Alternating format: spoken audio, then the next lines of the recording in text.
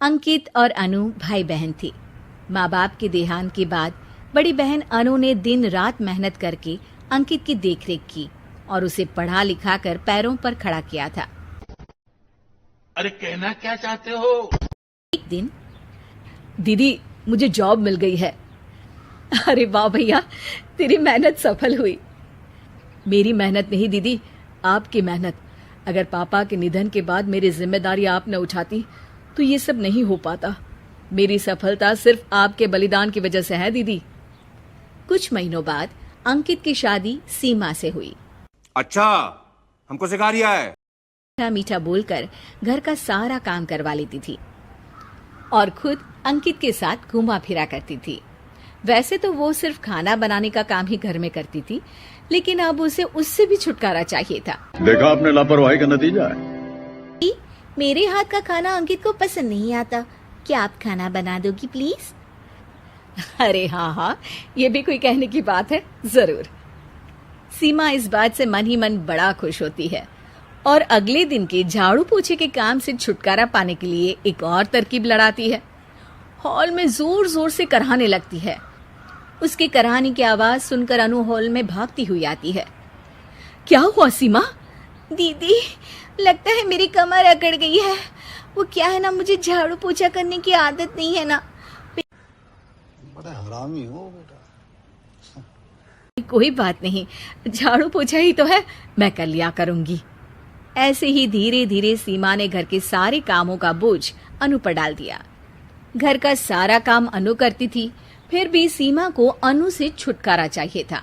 इसलिए एक दिन वो अंकित के ऑफिस से लौटने से ठीक पहले ढेर सारे कपड़े लेकर धोने का नाटक करने बैठ जाती है। अरे सीमा, इतने कपड़े?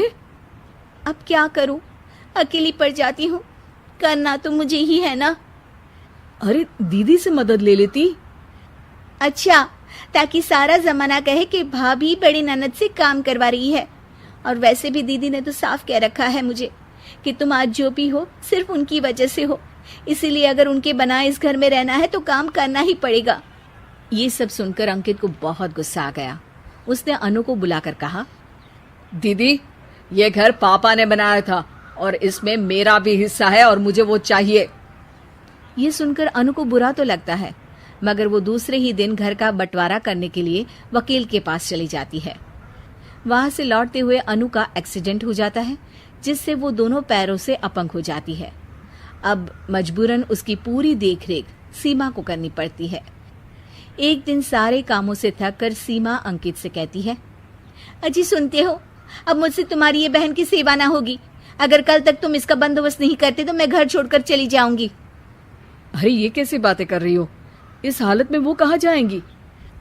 मैं कुछ नहीं जानती, बस कल ये इस घर में मुझे दिखनी नहीं चाहिए। अंकित अपनी बीवी की जिद के आगे हार मान लेता है और अनु को शेल्टर होम में छोड़ आता है। 3 महीने बाद, अजी सुनते हो, ये आपके लिए एक पार्सल आया है, ये लीजिए। अरे इसमें तो घड़ी है और एक चिट्ठी भी है। दिखाइए तो। अरे वाह, बड़ी ही सुंदर घड़ी है, लेकिन ये आपको भेजी किसने? पता नहीं, शायद चिट्ठी में कुछ लिखा हो। आशा करती हूँ ये घड़ी तुम्हें पसंद आएगी। रक्षाबंधन की बहुत शुभकामनाएं, तुम्हारी दीदी अनु। चिट्ठी पढ़कर अंकित की आंखें भर आती है। मैं दीदी को लेने जा रहा हूँ सीमा। अरे घड़ी भेज तो दी उन्होंने, अब क्यों जाना उनके पास? देखा सीमा, दीदी हमसे दूर जाकर भी हमारे बारे में ही सोचती है, और एक हम है जो उनकी सेवा से बचने के लिए उन्हें शेल्टर होम छोड़ा है।